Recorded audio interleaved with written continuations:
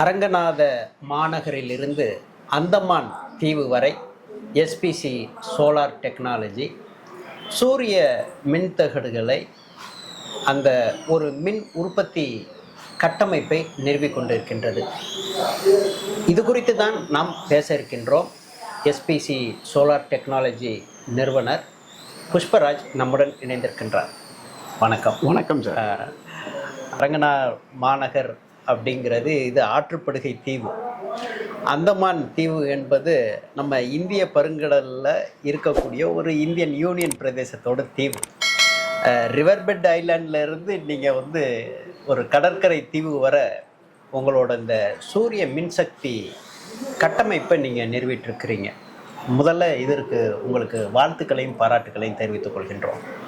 பூலகத்தின் வைகுண்டம் அப்படின்னு சொன்னால் அரங்கமாநகர் தான், ஒரு திருவரங்க தீவு. நீங்கள் அந்தமான் தீவில் போய் இந்த சூரிய மின்சார கட்டமைப்பை ஏற்படுத்தியிருக்கீங்க அப்படின்னும் அந்த பயணம் குறித்து சொல்லுங்கள். நம்ம ஊரில் சார், இப்போது தமிழ்நாட்டிலலாம் பார்த்திங்கன்னா நம்ம ஒரு எந்த ஒரு பொருள் வேணால் ஈஸியாக வாங்கிட முடியும்.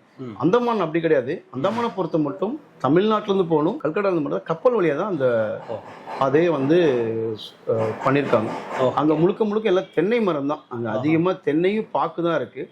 ப்ளஸ் சுற்றுலாத்தலத்துக்கு அருமையான ஊர் அது. ஃபுல்லாக சுற்றுலாத்தலம் தான் அங்கே.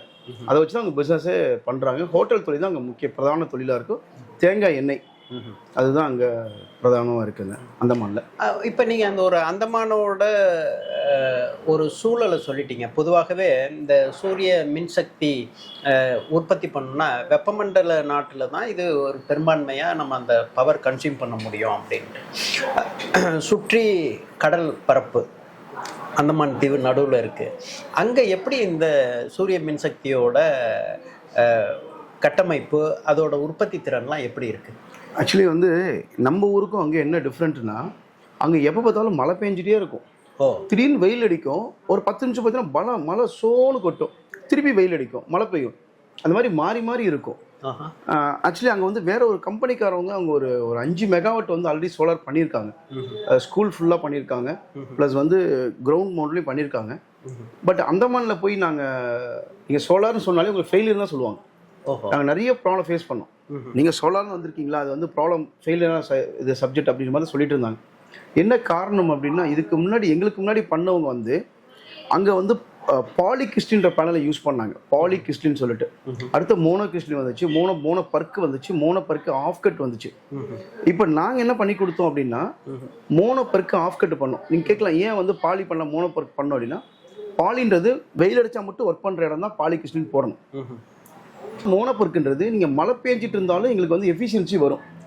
அந்த பேனலை போட்டால் தான் சக்ஸஸ் பண்ண முடியும். நாங்கள் போய் ஃபர்ஸ்ட் எடுத்து சர்வே தான் பார்த்தேன். எனக்கு ஒரு நம்ம சேனல் யூடியூப் சேனலை பார்த்து தான் ஒரு நண்பர் கால் பண்ணார்.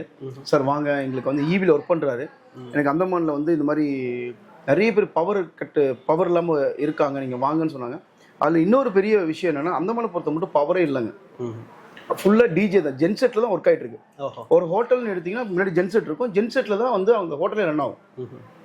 50 ரூமு 100 ரூம் அப்படி தான் ஆகும். அப்போ கவர்மெண்ட்டே ஜென்செட்டில் தான் 500 கேவி 1000 கேவியில் தான் ஜென்செட்டே பண்ணுறாங்க. அதாவது இப்போ அந்த யூனியன் பிரதேசத்தில் ஒரு ஜென்செட் மூலமாக தான் அந்த மின் உற்பத்தி பெரும்பாலும் இயங்குது அப்படிங்கிறீங்க. நீங்கள் மோனோ ஆஃப் கட் சொல்கிறீங்க, பாலிகிறிஸ்டின்லேருந்து மோனோ ஆஃப் கட் சொல்கிறீங்க நீங்கள். பட் இதில் சவால்னால் நீங்கள் என்ன சொல்ல முடியும்? இப்போது நாங்கள் அங்கே ஒரு நட்டு வாங்கினா கூட இதை விட 5 மடங்கு ரேட் அதிகம். 5 மடங்கு ரேட் அதிகம். இங்கே ஒரு பொருள் 1000 ரூபாய் வாங்கினா அங்கே 5000 ரூபாய் வரும். ஏன்னா அவங்க கப்பலில் கொண்டு வருது. அந்த மாதிரி ரேட்டு ரொம்ப அதிகமாக இருக்கும். அதுக்கு முன்னாடி எங்களுடைய இன்ஜினியரிங் தான் சொல்லணும். மெயினாக சொல்லணும்னா, நாங்கள் இங்கே என்ன வேணுன்றதை லிஸ்ட்டு பை லிஸ்ட்டாக ஃபுல்லாக லிஸ்ட் எடுத்து நாங்கள் திருச்சியிலேருந்து சென்னை போய் சென்னையிலேருந்து ஹார்பர் மூலம் தான் நாங்கள் அதை கொண்டு போக வேண்டியது இருந்துச்சு. அப்போ மெட்டீரியல் வாங்குறதே எங்களுக்கு பயங்கர சேலஞ்சாக இருந்துச்சு. ரெண்டாவது விஷயம் என்னென்னா மேன் பவர். ஏன்னா இங்கே இருந்தால் மேன் பவர் நாங்கள் அழைச்சிட்டு போகிற மாதிரி இருந்துச்சு. அது பயங்கர எங்களுக்கு ஒரு சேலஞ்சாக இருந்துச்சு. மூணாவது விஷயம் என்ன அப்படின்னா, அங்கே எல்லாம் நாங்கள் பிளான் பண்ணி வச்சுருவோம். இன்றைக்கி நம்ம காங்கிரீட் போட்டுடலாம், ஸ்ட்ரக்சர் பண்ணலாம், திடீர்னு மழை பெஞ்சிடும். அப்போ அந்த எல்லாம் எங்களுக்கு வேஸ்ட்டு. எங்களுக்கு டோட்டலாகவே வேஸ்ட். கால சூழல் நீங்கள் கட்டமைக்கிறதுக்கே ஒரு பெரிய சவால் தான். இப்போ இந்த சவாலில் இருந்து சாதனையாக மாற்றின விஷயம் என்ன? ஓகே, இப்போ நாங்கள் எப்படி பிளான் பண்ணுவோம் அப்படின்னா, இப்போ வந்து நாங்களாம் ரெடியாக உட்காந்துட்டு இருப்போம், மழை பெஞ்சிட்டே இருக்கும். திடீர்னு மழை நின்னோன்னே நான் கடகன்னு ஓடி போய் அந்த குழி பறிச்சு பேனல் ஃபிக்ஸ் பண்ணுறதெல்லாம் பண்ணிட்டு ஓடியாந்துருவோம். அந்த அந்த எப்போ மழை நிற்கிதோ அந்த மழை நின்னோன்னு நாங்கள் போய் ஒர்க் பண்ணிட்டு வருவோம். அந்த மாதிரி மேன் பவர் என்ன பண்ணுவோம், நாங்கள் அலோகேட் பண்ணி ரெடியாக வச்சுட்டே இருந்தோம். இது நாங்கள் அதுதான் எங்களுடைய ப்ளஸ் சொல்லணும்னு வச்சுக்கோங்களேன். ரெண்டாவது விஷயம் என்னென்னா, அங்கே மழை பெஞ்சிட்டு இருக்க டைமில் கூட காங்கிரீட் போட்டோம். அந்த பில்லர் நீங்கள் வீடியோவில் பார்ப்பீங்க, அந்த பில்லர்லாம் கொஞ்சம் நல்லா ஹெவியாகவே கெமிக்கல்லாம் போட்டு அது ஆடாமல் அந்த உப்பு காற்று அரிக்காத அளவுக்கு நீங்கள் வந்து அதுக்கு வந்து கெமிக்கல் ட்ரீட்மெண்ட்டும் பண்ணி தான் நாங்கள் ஸ்ட்ரக்சரே போட்டோம். அந்த ஸ்ட்ரக்சருக்கு மேலே தான் வந்து பார்த்தீங்கன்னா நாங்கள் வந்து எங்களுடைய பேனலே வந்து கேல்வனைஸ் ஸ்ட்ரக்சர் தான் ஃபுல்லாக ஃபிக்ஸ் பண்ணோம். அந்த கேல்வனைஸ் ஸ்ட்ரக்சர் வந்து அந்த உப்பு காற்றில் வந்து அரிக்காது. அதுக்கு தான் அந்த கேல்வனைஸ். எவ்வளோ காலங்கள் அந்த ஸ்ட்ரக்சர், அந்த கேல்வனைஸ் ஸ்ட்ரக்சர் வந்து எவ்வளோ காலங்கள்? ஒரு 25 இயர்ஸ் பண்ணலாம் சார். 25 வருஷம் தாராளமாக அந்த கால் நூற்றாண்டு அது வந்து ஸ்திரத்தன்மையோட இருக்கும். இப்போ அதில் வந்து நீங்கள் இந்த மோனோ ஆஃப் கட் அந்த பேனல் அது எப்படி அங்கே வந்து என்ன மாதிரி அந்த கிளைமேட் கண்டிஷனில் அது என்ன மாதிரி அந்த சூரிய மின்சாரத்தை உற்பத்தி பண்ணி தருது? ஆக்சுவலி நார்மலாக பாலிகிருஷ்ணன் வந்து 3லேருந்து 4 யூனிட் கொடுக்கும். இது 5லேருந்து 8 யூனிட் கொடுக்கும் உங்களுக்கு. மோனோ பெருக்கு ஆஃப் கட்டுன்றது.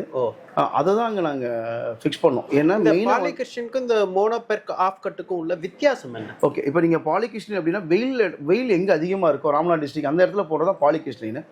ஊட்டி, கொடைக்கானல் நீங்கள் வெயில் மழை மாறி மாறி வர இடத்துல நீங்கள் வந்து என்ன பண்ணணும், மோனோ பெருக்கு ஆஃப் கட்டு போட்டாதான் அந்த எஃபிஷியன்சி ஹையா கிடைக்கும். என்ன வித்தியாசம் மோனோ பெர்க் ஆஃப் கட்டுக்கும்? சார், டெக்னாலஜி தான் வித்தியாசம். இப்போ நீங்க வந்து பாலின்றது முத நம்ம ஸ்டார்ட் பண்ண பேனல் வந்து பாலிகிருஷ்ணன் தான் பண்ணுவாங்க.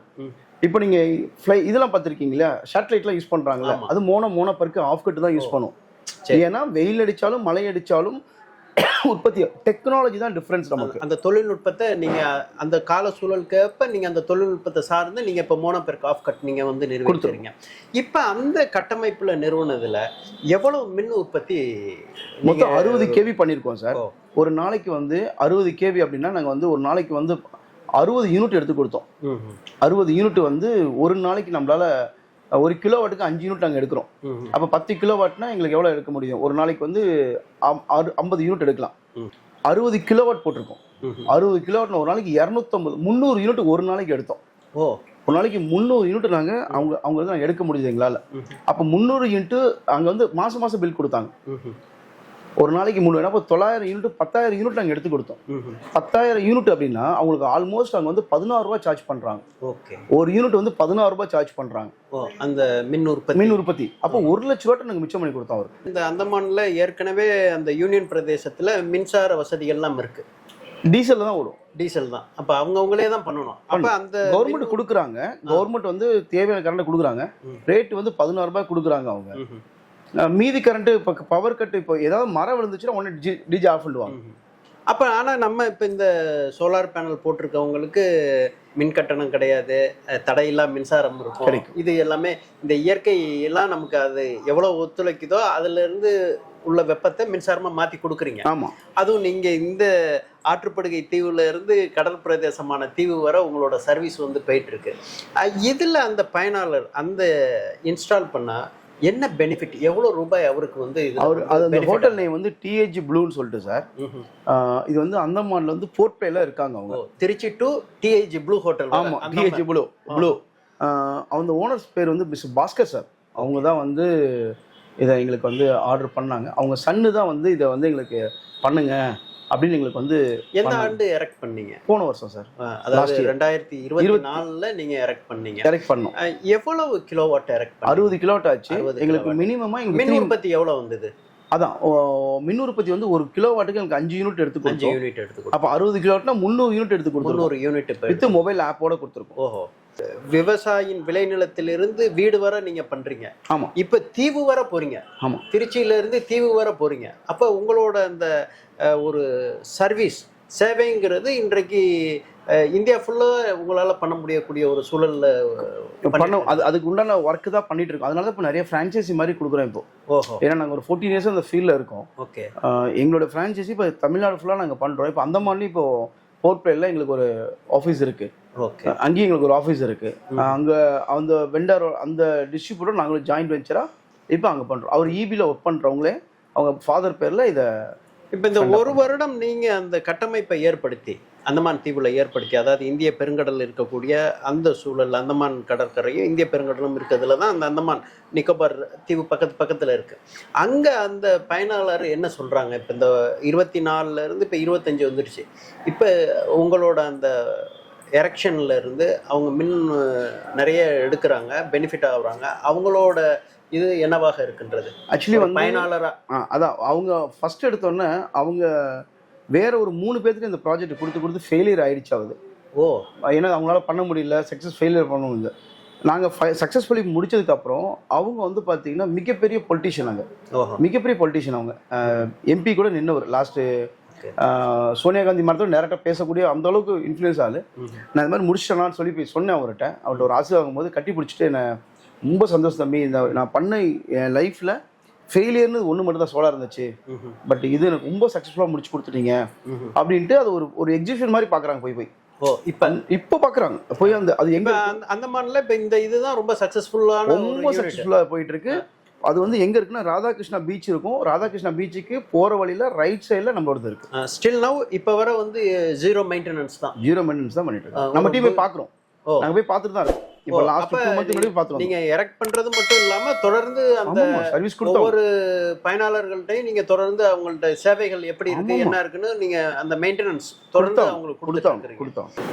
அரங்கமாநகர் தீவில் இருந்து அந்தமான் தீவு வரை, சிற்றூரில் இருந்து சீர்மிகு நகரம் வரை, விளைநிலங்களில் இருந்து வீடு வரை சோலார் மின்தகடு கட்டமைப்பை நீங்கள் நிறுவ வேண்டுமா? தொடர்பு கொள்வீர் SPC சோலார் டெக்னாலஜி நிறுவனர் புஷ்பராஜுடன் விஜயகுமார்.